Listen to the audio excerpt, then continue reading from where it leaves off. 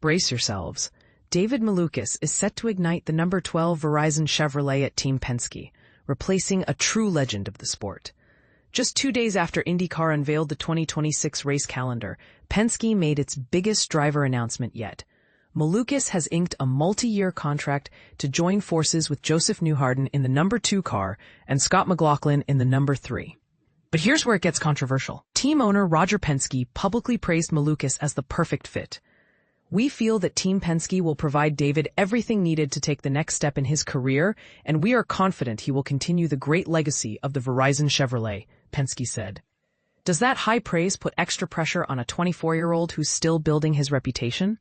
You might have seen this coming if you followed the 2025 IndyCar season. After Team Penske elected not to re-sign Will Power, who's now headed to Andretti Global, in place of Colton Herta, the young American off to F2 chasing an FIA super license, Malukas instantly rose to the top of the shopping list.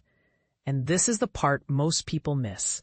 Malukas spent 2025 driving for AJ Foyt Racing, a squad with a technical partnership alongside Team Penske.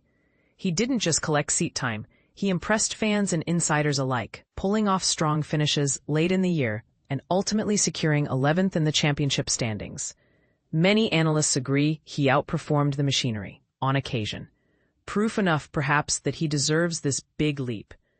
Racing for Team Penske is the goal for every young race car driver, and I am honored to be one that gets to live out that dream, Malukas said. He acknowledged the weight of filling Will Power's shoes and steering one of the most recognized cars on the grid.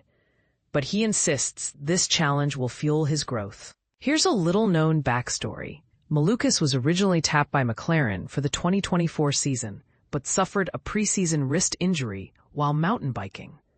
The lengthy recovery prompted McLaren to move on, and he eventually joined Meyer-Shank Racing late that year. Fast forward to today, and he's landed one of the prime seats in IndyCar. Controversy comment hooks. Will Malukas justify Penske's faith, or will he crumble under expectations? Is overlooking Power's proven record a risky gamble for Penske? We want to hear your take. Do you agree that Malukas has earned this opportunity, or do you think the team is moving too quickly? Share your thoughts below.